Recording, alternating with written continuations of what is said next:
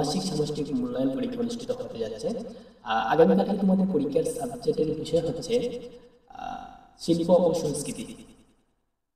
So এখন আমি তোমাদেরকে আগামীকালকের শিল্প সংস্কৃতি বিষয়ে প্রশ্নটা উপস্থাপন করব।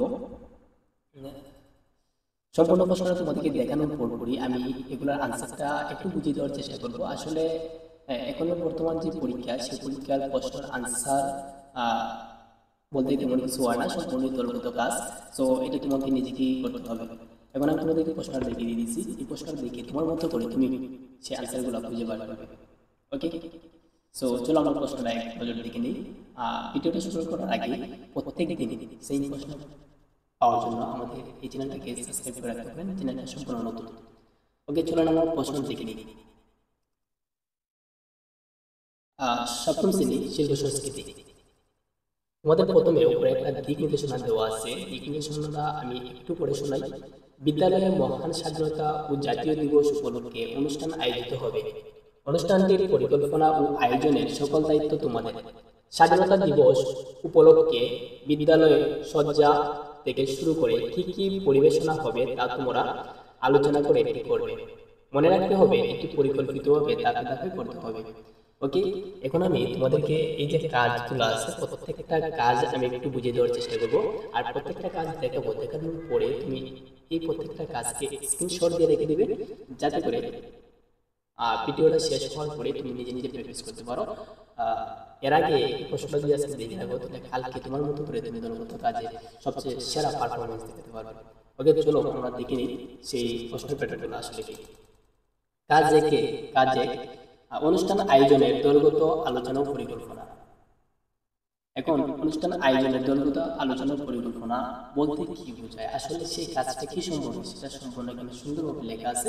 তোমরা এটা একটু কষ্ট করে পড়ে নিবে। আমি আর পড়ে ভিডিওটা লং করতেছি না, আমি তোমাদেরকে শুধু প্রশ্নটা দেখিয়ে দিই।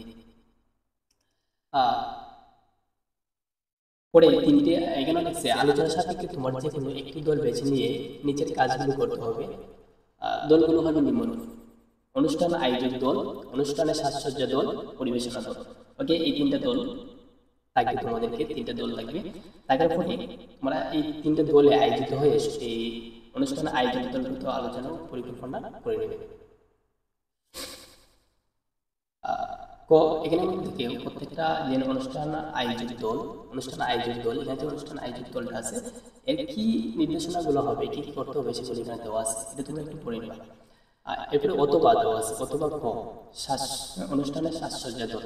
তোমরা এখানে ক নাম্বারটা করতে পারো কিংবা ক নাম্বার অপশনটা করতে পারো। অনুষ্ঠানের সাজসজ্জা দল নিয়ে তোমরা আলোচনা করতে পারো গ্রুপে। ওকে, এই সাজসজ্জা দলটা তোমরা একটু পড়ে নেবা।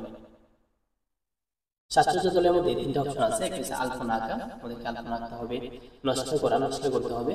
পরিবেশনা, নাচ গান অভিনয় আবৃত্তি করার জন্য প্রয়োজনীয় সাজ পোশাক প্রপস এর তালিকা তৈরি যদি প্রয়োজন হয়।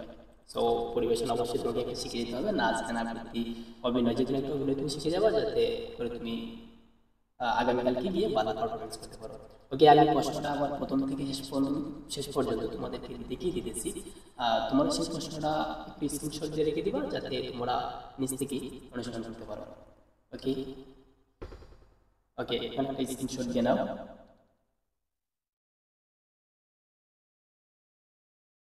ঠিক আছে, এখন আরেকটা স্ক্রিনশট দাও। ওকে, এখন তোমার মতো করে তুমি এগুলো পড়ে